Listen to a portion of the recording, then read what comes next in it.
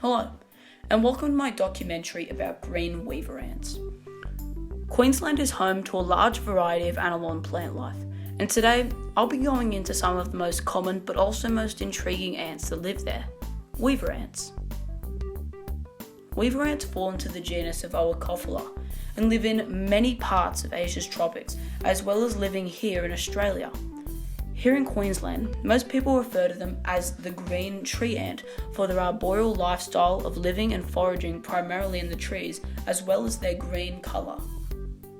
What really differentiates these ants to others is their nest, made up of leaves and silk. To explain how these nests are made, a worker ant finds a leaf suitable for their colony's new home, and then returns to the nest and communicates to other workers with pheromones that it requires help with constructing a nest. Several workers then accompany the worker to the leaf they want to transform. Workers then grip onto the leaf and start to curl the leaf over. With more time, more workers hold onto this leaf like live pins to hold the leaf together.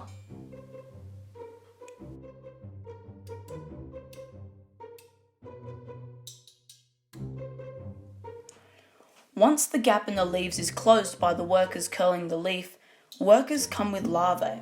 Instead of utilising the larvae silk to spin a cocoon, they use the silk to bind the leaves together, making a watertight, secure space inside the leaves to live.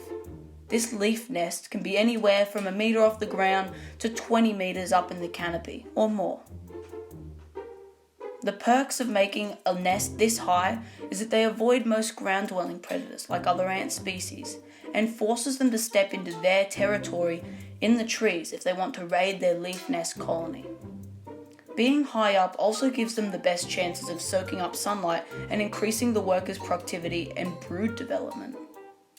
Ants are cold-blooded, so having this added warmth gives weaver ants an added energy boost compared to ants living on the dark, cold forest floor. This genus of ant are also by far one of the most aggressive and defensive ants I've ever seen, especially against other insects and arachnids. Their abdomen has a supply of formic acid that is sprayed at victims to dissolve their exoskeleton and melt their insides. A weaver ant's attack is a calculated and smart approach to trapping their prey. When a weaver ant comes in contact with their prey insect, it latches on and buckles itself to the ground so the prey has nowhere to run. The weaver ant then sends out alarm pheromones to signal for help from other workers. Once a second and third worker then latches on to the prey is tightly stretched and secured, being covered with formic acid to weaken the prey so it can be sliced open and fed to the growing larvae back at the nest. Often these little guys will take on prey many times their size and usually win the fight.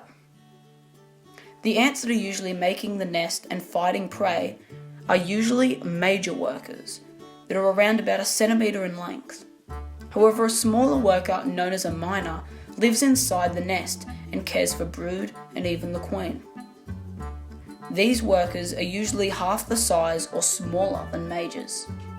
Let's take a closer look at these weaver ants now and really see each individual detail these little guys pack.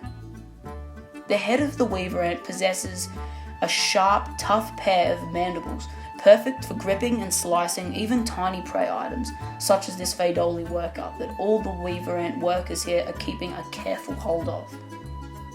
All weaver ants also have a great set of hooked legs for climbing up in the trees and being able to hold weight while carefully balancing on almost tightrope-shaped vines and sticks. Watch here as these weaver ants drag this huge huntsman back to their nest. One slip up and the huntsman could be dropped to the forest floor, or they could lose it permanently.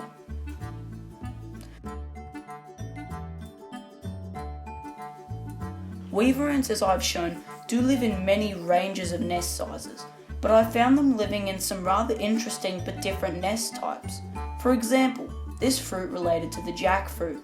The weaver ants have used the silk from the larvae to spin a layer of silk over the top and under the silk layer. The weaver ants are harvesting a honeydew sap from some mealybugs and aphids that are taking their nutrients from the fruit. This keeps the ants energized and ready for action.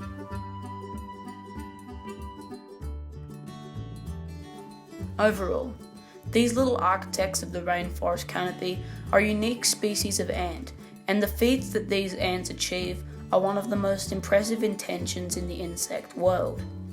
I hope you enjoyed this short documentary. This took a long time to make and a lot of effort and planning. So if you could share this video, it'd really help me out. Thanks for watching and goodbye for now.